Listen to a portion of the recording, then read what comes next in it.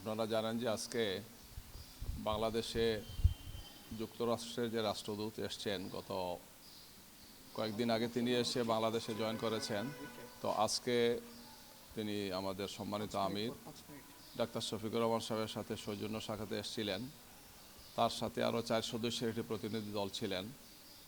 এটি তার বাংলাদেশে প্রথম রাষ্ট্রদূত হিসেবে আসা, যদিও তিনি এখানে কাজ করেছেন। বাংলাদেশ যুক্তরাষ্ট্রের রাষ্ট্রদূত হিসাবে আসার আগেও তিনার দায়িত্ব ছিল তার উপরে আর কি। তো আলোচনায় বিষয় হলো মূলত নির্বাচন। জিজ্ঞেস করেছেন নির্বাচনের অবস্থা কী, পরিবেশটা কী, আমাদের প্রস্তুতি কী।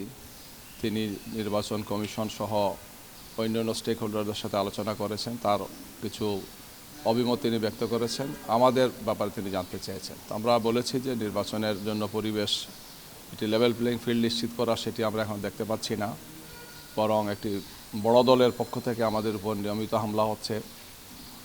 গতকালকে আপনারা জানেন শেরপুরে আমাদের নেতাকর্মীদের উপর হামলা হয়েছে। একজন দায়িত্বশীল ঝিনাইগাতি থানার উপজেলার আমাদের সেক্রেটারি, তাকে হত্যা করা হয়েছে। এছাড়াও আর অনেককে আহত করা হয়েছে। গত এক সপ্তাহ থেকে আমাদের মহিলা কর্মীদের উপর, নারী কর্মীদের উপর মারাত্মকভাবে হামলা হচ্ছে, গতকালকে হয়েছে। তো আমরা এগুলো বলেছি যে এই সমস্ত বিষয়গুলো খুব উদ্বেগ তৈরি করছে এবং এই বিষয়টি নিশ্চিত করা উচিত জনগণ যাতে নির্বিঘ্নে তার ভোটটা দিতে পারে।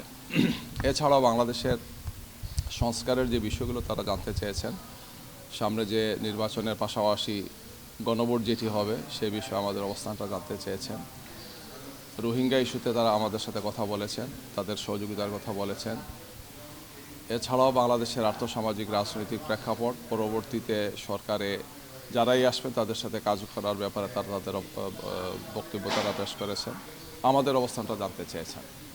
আমরা সরকারে আসলে আমরা যে বলেছি যে সবাইকে নিয়ে আমরা ইনক্লুসিভ সরকার গঠন করব, সে বিষয় তারা বুঝতে চেয়েছেন যেটা আসলে কী। এই সমস্ত বিষয় নিয়ে চমৎকার আলোচনা হয়েছে, প্রায় ঘণ্টাখানেক তারা ছিলেন। এর পরপরই 9:30টার সময় আসছিলেন ইউরোপিয়ান ইউনিয়নের রাষ্ট্রদূত জনাব মিলার, তিনিও প্রায় আধা ঘন্টা ছিলেন।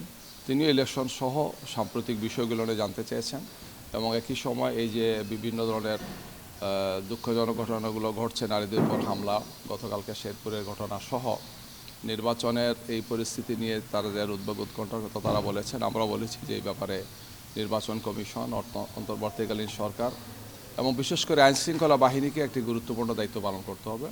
তো তারা এই ব্যাপারে অবজার্ভ করছেন, তাদের পক্ষ থেকে অবজারভার তারা পাঠিয়েছেন এবং বলেছেন যে আমরা সবচেয়ে বড় বৃহৎ আকারে পর্যবেক্ষক দল পাঠিয়েছি, আমরা এই ব্যাপারে আমাদের অবস্থানটা আমরা স্পষ্ট করব। এই সমস্ত বিষয় নিয়ে আলোচনা হয়েছে। ভাই, গত কয়েকদিন ধরে দেশ এবং আন্তর্জাতিক মিডিয়াতে জামাতের সাথে মার্কিন যুক্তরাষ্ট্রের যে সম্পর্ক, সেটা জোরদারের বিষয়ে আলোচনা চলছে। তারা চায় জামাতের সাথে সম্পর্কটা আরও জোরদার করতে। এই বিষয়গুলো নিয়ে কীভাবে আলোচনা হয়েছে বা জামাত সেটাকে কীভাবে করে চেষ্টা করছে? এই বিষয় নিয়ে আলোচনা ঠিক এইভাবে হয় নাই। যেটা হয়েছে সেটা বাংলাদেশের বর্তমান রাজনৈতিক পরিস্থিতি, নির্বাচন, পরবর্তীতে সরকার কী হতে পারে, এই সমস্ত বিষয় নিয়ে কথা বলেছেন এবং যারাই আসুক না কেন তাদের সাথে তারা কাজ করতে চান। এবং যুক্তরাষ্ট্র অতীতেও বাংলাদেশের সবচেয়ে গুরুত্বপূর্ণ একটি ডেভেলপমেন্ট পার্টনার। রোহিঙ্গা ইস্যুতে তাদের সবচেয়ে বেশি সমর্থন আছে। এই সমস্ত কথাই আলোচনা হয়েছে।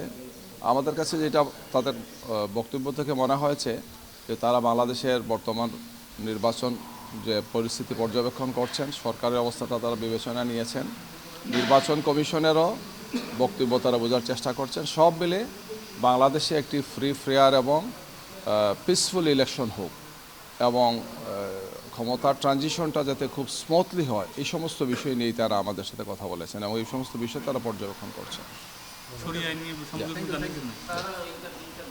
না, এই ধরনের কোনো বিষয় নিয়ে আলোচনা হয়। জি, ধন্যবাদ।